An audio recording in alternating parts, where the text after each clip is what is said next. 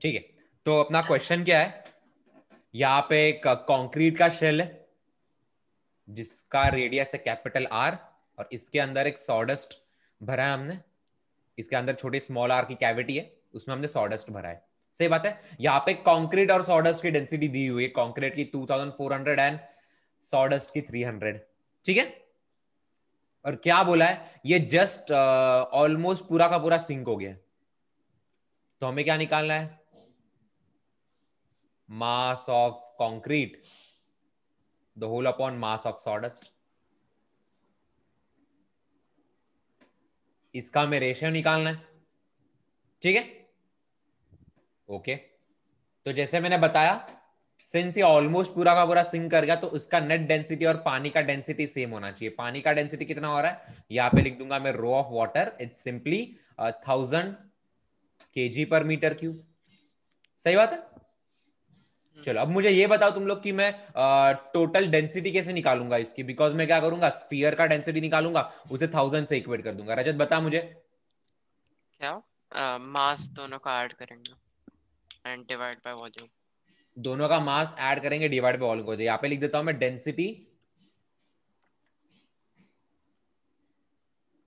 Density of sphere, ये हो जाएगा mass of concrete plus mass of sawdust the whole divided by जो बड़ा स्फीयर है उसका रेडियस तो कांस्टेंट है 4/3 पाई कैपिटल आर का क्यूब। हाँ या ना। ठीक है, अब ये इंडिविजुअल टर्म्स कैसे निकालोगे, इनफैक्ट हमें तो यही निकालना है ना, मास ऑफ कंक्रीट अपन मास ऑफ सॉडस्ट ही निकालना है हम लोग को। सही बात है। तो ये कैसे निकालूंगा मैं, कैसे लिखूंगा, जरा बताओ मुझे। मास ऑफ कंक्रीट कैसे निकाल, 300 density into volume. Density into volume करना पड़ेगा। तो कंक्रीट का डेंसिटी में रो 2 ले रहा हूं, तो ये बन जाएगा रो 2 इंटू उसका वॉल्यूम क्या रहेगा, बड़े वाले स्फीयर का वॉल्यूम माइनस छोटे वाले स्फीयर का वॉल्यूम। हाँ या ना। तो 4/3 पाई कैपिटल आर का cube minus 4/3 pi small R का क्यूब। तो मैं क्या कर लूंगा, यहाँ पे 4/3 पाई कॉमन ले लूंगा, यहाँ पे अंदर बचेगा कैपिटल आर का क्यूब माइनस स्मॉल आर का क्यूब। समझ में आ रहा है। हाँ। Plus what will be mass of sawdust. Sharanya बता मुझे, मास ऑफ सॉडस्ट क्या होगा। मास ऑफ सॉडस्ट हम्म 0.3 दिया है? नहीं, वो डेंसिटी है। हाँ, सिंपली डेंसिटी इंटू वॉल्यूम करना है। तो डेंसिटी इसका रो 1 लिया है मैंने, which is nothing but 300 into ये छोटे वाले स्फीयर में सॉडस्ट है ना, तो छोटे वाले स्फीयर का वॉल्यूम कितना है, छोटे वाले स्फीयर का volume 4/3 pi R. 4/3 pi small R का क्यूब। सही बात है। हाँ। द होल डिवाइडेड बाय, यहाँ पे आ जाएगा मेरा 4/3 पाई इंटू कैपिटल आर का क्यूब। सही बात है। अच्छा, ये जो भी इफेक्टिव डेंसिटी आ रहा है, कहना है मुझे इसे 1000 से इक्वेट करना पड़ेगा, बिकॉज ये ऑलमोस्ट पूरा का पूरा सिंक कर गया। ठीक है, तो इसका जो नेट डेंसिटी है वो पानी के डेंसिटी के बराबर होना चाहिए। तो अभी यहाँ पे चीजें कैंसिल करना स्टार्ट करेंगे। सबसे पहले तो यार दिख रहा है ये 4 पाई कैंसिल आउट हो रहा है। सही बात है। ओके, तो अभी काम करेंगे, रो 1 रो 2 की वैल्यू सब्सटीट्यूट करेंगे। आपको 1000 किसके बराबर होगा, रो 2 के बदले डालना पड़ेगा मुझे 2400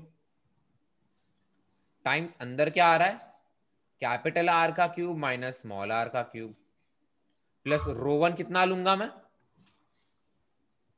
रो 1 इज अपना 300 into R cube small R का cube the whole upon capital R का क्यूब। अभी मैं काम कर लेता हूं, यहाँ पे ये 2 जीरोस काट दूंगा, यहाँ पे 2 जीरोस काट दूंगा। इनफैक्ट अभी यहाँ पे आपको दिख रहा है, आपको स्मॉल और कैपिटल आर में एक रिलेशन मिलेगा। तो यहाँ पे क्रॉस मल्टीप्लाई करो, आपका 10 टाइम्स कैपिटल आर का क्यूब किसके बराबर हो जाएगा, 24 इंटू कैपिटल आर का cube minus 24 into small R का cube plus 3 into small R का क्यूब। हाँ या ना। ठीक है, तो यहाँ पे बेसिकली आपको रिलेशन मिल जाएगा, यही से आ जाएगा आपका आंसर, देख लेना। इन दोनों का मैं स्मॉल आर को मैं वो साइड ले लेता तो कितना बन जाएगा ये 21 times small R cube is equal to, ये अगर मैं इधर ले लूँ तो 14 टाइम्स कैपिटल आर का क्यूब। हाँ या ना। 7 से डिवाइड कर दूंगा तो 3 टाइम्स स्मॉल आर का cube is equal to 2 times capital R का क्यूब। तो ये रिलेशन मिल रहा है हम लोग को। हाँ। दोनों स्फीयर्स के रेडियस का रिलेशन मिल गया। अभी यहाँ पे सिंपली मैं मास of concrete upon mass of ये सॉडस्ट कैलकुलेट कर सकता हूँ। ये क्या हो जाएगा? 0.2.4। डेंसिटी इनटू वॉल्यूम कर लेंगे ना। हाँ तो यहाँ पे क्या हो जाएगा? ये डेंसिटी ऑफ कंक्रीट इनटू उसका वॉल्यूम 4/3 पाई कॉमन ले लूंगा, अंदर बचेगा कैपिटल आर का क्यूब माइनस स्मॉल आर का cube the whole upon mass of sawdust क्या बन जाएगा? Density of sawdust times 4/3 pi small R का क्यूब। सही है? इतना फंडा क्लियर है? अभी आपको सिंपली बस चीजें कैंसिल आउट करनी है। यहाँ पे देखो 4/3 पाई 4/3 पाई कैंसिल आउट हो जाएगा। ठीक है, यहाँ पे मैं क्या करूंगा? कैपिटल आर को स्मॉल आर के टर्म्स में लिखूंगा। यहाँ पे कैपिटल आर के क्यूब को मैं क्या लिख सकता हूँ? 3/2 टाइम्स स्मॉल आर का क्यूब। वो बस इसमें डाल दो। तो डेंसिटी ऑफ कंक्रीट कितना है? 2400 इंटू कैपिटल आर क्यूब के बदले लिखूंगा मैं 3/2 माइनस 1 हो जाएगा। यहाँ पे कैपिटल आर क्यूब कॉमन आ जाएगा, the whole upon 300 into small R का क्यूब। इतना क्लियर है? हाँ बस स्मॉल आर का क्यूब कट गया। यहाँ पे ये कट गया। 3 कितना 8 जा होता है, और 3/2 में से 1 हटा दूंगा तो 1/2 बच जाएगा। तो 8 into 1/2 which is nothing but 4। अपना आंसर 4 आ रहा है। तो करेक्ट आंसर आ रहा है हमें? हाँ ओके, ये पूरा का पूरा एक बार देख लो सोल्यूशन। ठीक है, तो हाइट 1 अपॉन हाइट 2 निकालना है। ठीक है, सबसे पहले तो मुझे यहाँ पे फोर्सेस बताओ कि ये जो ब्लॉक है इस पे कौन से फोर्सेस लग रहे हैं। सबसे पहले तो इसका खुद का mg नीचे लगेगा। ठीक है, उसके बाद ये पहला वाला फ्लूइड इस पे बियॉन्ड फोर्स लगाएगा, मैं इसे B1 बोलता हूं। और फिर दूसरा वाला फ्लूइड भी इस पे बियॉन्ड फोर्स लगाएगा, मैं इसे B2 बोलता हूं। सही है? तो यहां से एक बहुत सिंपल रिलेशन में लिख सकता हूं, कहना है आपका mg जो है वो beyond force 1 plus beyond force 2 के बराबर रहेगा। अच्छा, अभी m क्या रहेगा? मास टाइम्स वॉल्यूम, सॉरी m क्या रहेगा? Density times volume. सही बात है? तो इसका डेंसिटी कितना है? 500 ब्लॉक का, इनटू इसका वॉल्यूम कितना है? AH। हाँ या ना? Into G। मतलब ये मास हो गया, ये वॉल्यूम हो गया, सॉरी ये डेंसिटी हो गया, वॉल्यूम हो गया, कंबाइंड मास हो गया। मास को मैंने G से मल्टीप्लाई कर दिया, is equal to beyond force 1 कितना रहेगा? 300 AH1। सही बात है। तो बेसिकली जो ऊपर वाले पोर्शन का वॉल्यूम है, ऊपर वाले पोर्शन का वॉल्यूम कितना है? A इंटू H1 इंटू उसका डेंसिटी किससे मल्टीप्लाई करूंगा? ऊपर वाले लिक्विड के डेंसिटी से मल्टीप्लाई करूंगा, which is nothing but 300 into G। ये बन जाएगा वेट ऑफ फ्लूइड डिस्प्लेस्ड या फिर weight of upper fluid displaced. हाँ या ना? हाँ। ये अपना बियॉन्ड फोर्स 1 हो जाएगा, plus weight of lower fluid displaced. मैंने नीचे वाले फ्लूइड को कितना डिस्प्लेस किया है, इसका वॉल्यूम कितना हो जाएगा? A times H2 into density से मल्टीप्लाई कर दूंगा 800 इंटू स्मॉल g। हाँ या ना? That's it. अभी यहाँ पे क्या करना है? मैं सिंपली जो जो कैंसिल हो रहा है A और G तो यही पे कैंसिल हो रहा है। सही बात है। ऑल्सो ये 2 जीरोस में कैंसिल आउट कर देता हूं सो दैट बेटर रहेगा। ये 2 0, ये वाले 2 0 और ये वाले 2 0। तो यहाँ पे क्या आ जाएगा? 5H आ जाएगा, इज इक्वल टू यहाँ पे क्या आ जाएगा? 3H1 आ जाएगा, प्लस यहाँ पे क्या आ जाएगा? 8H2 आ जाएगा। इतना रिलेशन क्लियर है? हाँ। अच्छा, उसके बाद H1/H2 कैसे निकालेंगे हम लोग? H को H1 प्लस H2 लिखेंगे। 5H, तो यहाँ पे क्या आ जाएगा? 5H1 plus 5H2 is equal to 3H1 plus 8H2। हाँ या ना? ये H1 को इधर ले लूंगा मैं तो यहाँ पे 2H1 बच जाएगा। ये H5 को इधर ले लूंगा मैं तो ये यहाँ पे 3H2 आ जाएगा। तो H1/H2 कितना आ रहा है? 3:2। 3/2। देखो अलग आया था ना रजत? आपने चेंज किया ना, 200 था तब 1। अच्छा, 200 300 कर दिया। सही है, सही है। ठीक है, तो क्लियर है कैसे आया ये? लिखो इतना। क्या क्या? उसने बराबर ही बोला था 2/5। 3/2 बोलना। ठीक है, ठीक है, ठीक है। तुझे समझा अच्छे से एकदम? ठीक है, ठीक है। तो यहाँ पे सबसे पहले क्वेश्चन क्या है अपना? एक ऐसे शेप का एक टेस्ट ट्यूब है, एक एंड जो है वो ओमेगा के स्पीड से घूम रहा है, जिसके कारण क्या होगा? दूसरे एंड में पानी ऊपर आ जाएगा। विजुअलाइज कर सकते हो ना इस चीज को? तो क्वेश्चन ये है कि ये कितना हाइट, दोनों में हाइट का डिफरेंस क्या है, ये क्वेश्चन है। फंडा क्लियर है? क्वेश्चन क्लियर है ना? अच्छा, तो इसमें बेसिकली रोटेशन ऑफ फ्लूइड वाला फंडा है। तो मैंने लास्ट क्लास में आपको बेसिकली रोटेशन ऑफ फ्लूइड कराया था। यहां पे हमने किया क्या था, बेसिकली कंटेनर लिया था। यहां पे मैंने कंटेनर लिया था और उसके बाद इस कंटेनर को हमने रोटेट कराया था। तो कैसे हो रहा था, अंदर जो फ्लूइड था वो कुछ ऐसे शेप में आ जाता है, हाँ या ना। बेसिकली सपोज सेंटर की एक एक्सिस ले ली और इस एक्सिस के अक्रॉस हम लोग जो है वो पूरे कंटेनर को ओमेगा के स्पीड से रोटेट करा रहे हैं, हाँ या ना। ठीक है, तो बेसिकली इससे हमें क्या पता चल रहा था, अगर मैं सेम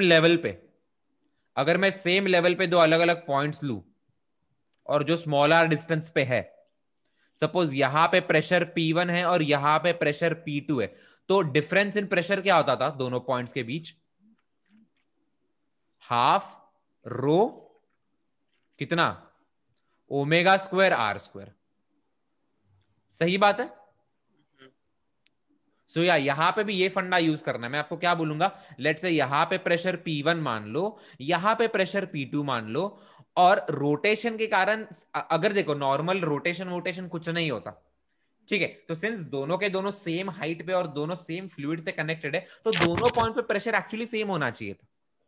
बट सिंस यहाँ पे ये फ्लूइड रोटेट कर रहा है, तो ये पॉइंट में और ये पॉइंट में डेफिनेटली प्रेशर डिफरेंस होगा, हाँ या ना। ठीक है, तो मैं बस वही बोल रहा हूं कि ये पॉइंट यहां पे मैं प्रेशर P1 मान रहा हूं, यहां पे मैं प्रेशर P2 मान रहा हूं, बेसिकली दोनों कॉलम के बॉटम मोस्ट पॉइंट है। तो दोनों के बीच में प्रेशर का डिफरेंस कितना होना चाहिए, half rho omega L square. Half rho omega square L square, यही वाला फंडा बेसिकली। अगर फ्लूइड रोटेट कर रहा है तो दोनों पॉइंट्स के बीच में प्रेशर डिफरेंस कितना होता है, half rho omega square into distance का स्क्वायर, हाँ या ना। तो यहां पे मैं लिखूंगा P2 माइनस P1 जो है वो half rho omega square L square के बराबर है। शरण है, ये क्लियर है तुझे, हाँ या ना। ठीक है, तो यहां पे देखो दोनों पॉइंट के बीच में प्रेशर डिफरेंस तो पता चल गया। अच्छा मुझे ये बताओ, यहां पे प्रेशर और यहां पे प्रेशर कितना होगा, इन दो पॉइंट पे प्रेशर कितना होगा, कहना है PATM के बराबर ही होगा, हाँ या ना। सही बात है। चलो मैं इसे H1 बोलता हूं और इसे H2 बोलता हूं, ठीक है। तो P1 को मैं क्या लिख सकता हूं, P1 को मैं क्या लिख सकता हूं, कहना है PATM plus rho g H1, हाँ या ना। अच्छा बाय द वे रो जो है ये फ्लूइड का डेंसिटी है, ठीक है। तो जो मैंने P1 लिखा, P1 is equal to PATM plus rho g H1, ये समझा। उसके बाद मैं P2 लिखूंगा, P2 क्या रहेगा, कहना है PATM plus rho g H2, हाँ या ना। ठीक है, तो यही ये जो चीज है ये यहाँ पे, और हमें ये H क्या निकालना है, एक्चुअली हमें H2 माइनस H1 निकालना है ना। It's simply nothing but H2 minus H1, तो वही हमें करना है। P2 के बदले ये लिख दो, P1 के बदले ये लिख दो, इस इक्वेशन में डाल दो। तो ये इक्वेशन को मैं आगे कंटिन्यू कर रहा हूं। P2 के बदले I am writing PATM plus rho g H2 minus P1 के बदले ये लिख दूंगा PATM, यहां पे आएगा माइनस रो जी H1, और ये किसके बराबर कर दूंगा मैं, half rho omega square L square, हाँ या ना। तो यहां पे सबसे पहले तो PATM कट जाएगा, यहां पे रोजी कॉमन ले लूंगा मैं, अंदर बचेगा H2 minus H1 which is nothing but small h, जो हमें कैलकुलेट करना है। यहाँ पे half rho omega square L square, इतना फंडा क्लियर है। तो यहाँ पे चलो ये रो तो काट दो यहाँ पे, तो H2 minus H1 is small h, वो किसके बराबर आ रहा है, ये जी नीचे आ जाएगा, तो omega square L square by 2g। तो हमें हाइट का डिफरेंस समझ में आ गया, क्लियर है। लिखो इतना, चलो ये ऑप्शन ए है क्या रजत, हाँ सही है। मैंने कैसे किया वो मत पूछना, तूने कैसे किया वो बता ना। क्या बोलते हैं, डायमेंशनल एनालिसिस। अरे आपने वो करा है बेस्ट, वो? That's the best method actually. इतना याद रखो, जब भी कुछ भी नहीं आ रहा ना, गो फॉर डायमेंशन एनालिसिस. कैसे करते हैं वो? डायमेंशंस लेके. अभी यहाँ पे फर्स्ट उसने का ओमेगा का मीटर डायमेंशन आया. लिया होगा, एल का डायमेंशन लिया होगा, जी का हाँ. डायमेंशन लिया होगा. उसे मीटर से या फिर लेंथ के डायमेंशन से हाँ. अच्छा. फिर सेकंड एंड थर्ड का मीटर इनवर्स आया एंड लास्ट का कुछ डायमेंशन सही है, आया. सही है. बट यार जे एडवांस में देखोगे ना, वो लोग इतने पागल ना नहीं है. पता. वो लोग ऐसा दे विल मेक श्योर. यहाँ पे लिटरली क्या चेंज करेंगे पता है? यहाँ पे एक ऑप्शन में 3/2 डाल देंगे, एक ऑप्शन में 1/4 डाल देंगे, बस ये कांस्टेंट चेंज करेंगे. सही है. चलो लिखो ये. ठीक है. क्वेश्चन क्या है अपना? यहां पे लेट से वाटर है और यहां पे दूसरा लिक्विड है. सही है. अच्छा, दोनों का सेम मास हमने मिक्स किया है, तो इसका मास m, इसका मास m. सही है. अच्छा, इसका डेंसिटी और मतलब वो लिक्विड का रिलेटिव डेंसिटी 2 है. दैट मीन्स अगर मैं वाटर का डेंसिटी रो ले लूं तो इसका डेंसिटी 2 रो बन जाएगा. हाँ या ना? अच्छा, तो मैंने दोनों का सेम मास का फ्लूइड मैंने मिक्स कर दिया. अभी मैं यही बोल रहा हूं कि इनका इफेक्टिव डेंसिटी क्या होना चाहिए. तो यहाँ पे हम लोग निकलेंगे डेंसिटी नेट. नहीं, वो 2 रो कैसे हुआ? क्वेश्चन में दे. क्वेश्चन में दिया है ना, अच्छा. लिक्विड का रिलेटिव डेंसिटी 2 है, मीनिंग वाटर से उसका डेंसिटी डबल है. हाँ हाँ. सही बात है. अच्छा, लेट से मैं वाटर का वॉल्यूम v ले रहा हूं, तो कहना है से यहां से एक रिलेशन मिल रहा है, मेरा जो रो है वो m/v के बराबर है. हाँ या ना? अच्छा, सपोज वाटर का वॉल्यूम मैं v1 ले रहा हूं और लेट से इसका वॉल्यूम मैं v2 ले रहा हूं, तो यहां पे कहना है से 2 रो जो है वो m/v2 के बराबर है. हाँ या ना? हाँ. अच्छा, यहाँ पे ऑब्वियसली ये चीज हम लोग अज्यूम कर रहे हैं कि ये केमिकली दोनों लिक्विड रिएक्ट नहीं कर रहे, प्रॉपरली मिक्स हो रहे हैं. Physically they are mixing but chemically they are not mixing. सही है. अगर एग्जांपल लेना चाहिए हो तो पानी और दूध ले लेना, या फिर वाटर और हनी ले लेना. सही है. अच्छा, आई एग्जैक्टली डोंट नो वाटर और हनी का कुछ केमिकल रिएक्शन होता है के अंदर, बट या ऐसे मान लो कि इनका chemically they are not reacting, they are just simply mixing. सही है. अच्छा, तो ये समझा कैसे लिखा? रो लिया मैंने m/v1 और 2 रो लिया मैंने m/v2. अच्छा, अभी मैं दोनों के इक्वल मासेस मिक्स कर रहा हूं, तो यहाँ पे ये डेंसिटी नेट क्या होना चाहिए? Total mass upon total volume. हाँ या ना? टोटल मास कितना रहेगा? कहना है इसे m+m लिख सकता हूं मैं यहाँ पे. दोनों का mm मास लग रहा हूं. टोटल वॉल्यूम क्या रहेगा? कहना है इसे v1 + v2 लिखना पड़ेगा मुझे.